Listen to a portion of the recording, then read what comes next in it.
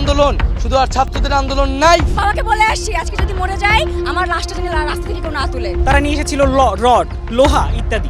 আমার ছাত্রের মুখ চেপে ধরার সাহস কে দিয়েছে আপনাদের? যে 6 জনকে ডিবি অফিসে রাখা হয়েছে তারা সেখানে বন্দী।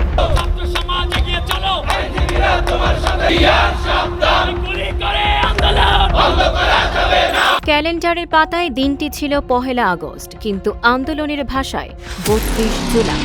2024 সালের এই দিনে ঢাকা মহানগর পুলিশের গোয়েন্দা শাখা ডিবির হেফাজত থেকে মুক্তি পান বৈষম্য বিরোধী ছাত্র আন্দোলনের 6 সমন্বয়ক। তাদের মধ্যে 3 জন 6 দিন, 2 জন 5 দিন এবং 1 জন 4 দিন ডিবি হেফাজতে ছিলেন। মুক্তির পর ডিবির গাড়িতেই তাদের নিজ নিজ বাসায় পৌঁছে দেওয়া হয়।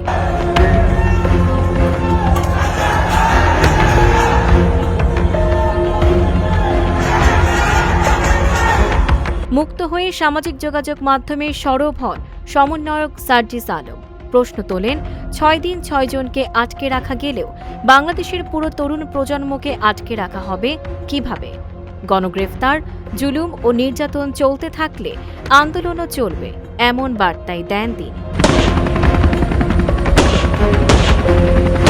এদিকে শিক্ষার্থীদের আন্দোলনের সঙ্গে সংহতি জানিয়ে এদিনের রাজপথে নামেন দেশের শিল্পী ও সংস্কৃতি কর্মীরা।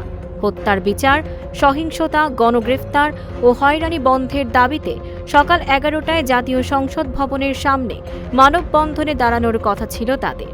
কিন্তু খামারবাড়ি মোড়ে পুলিশের বাধার মুখে পড়েন তারা। পথ রুদ্ধ হলেও থামেননি শিল্পীরা। বৃষ্টি মাথায় নিয়ে ব্যানার হাতে স্লোগান দিতে দিতে তারা এগিয়ে যান ফার্মগেটের সেজান পয়েন্টের সামনে। সেখানে রাজপথে দাঁড়িয়ে জানান প্রতিবাদ।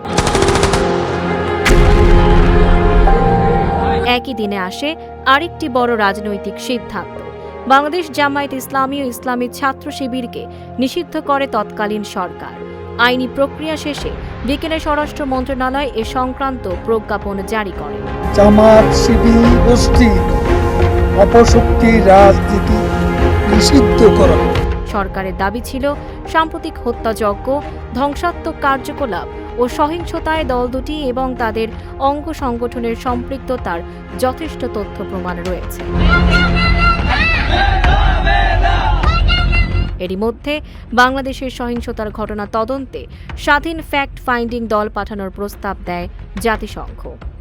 একদিকে ডিবি হেফাজত থেকে মুক্ত 6 সমন্বয়ক, অন্যদিকে বৃষ্টি ভেজা রাজপথে শিল্পীদের প্রতিবাদ, সঙ্গে রাজনৈতিক দল নিষিদ্ধের সিদ্ধান্ত এবং সহিংসতা তদন্তে জাতিসংঘের প্রস্তাব। সব মিলিয়ে 32 জুলাইয়ে আন্দোলনের উত্তাপ বলছিল জুলাই তখনও শেষ হয়নি। Tanjiba Nowrin, face the people.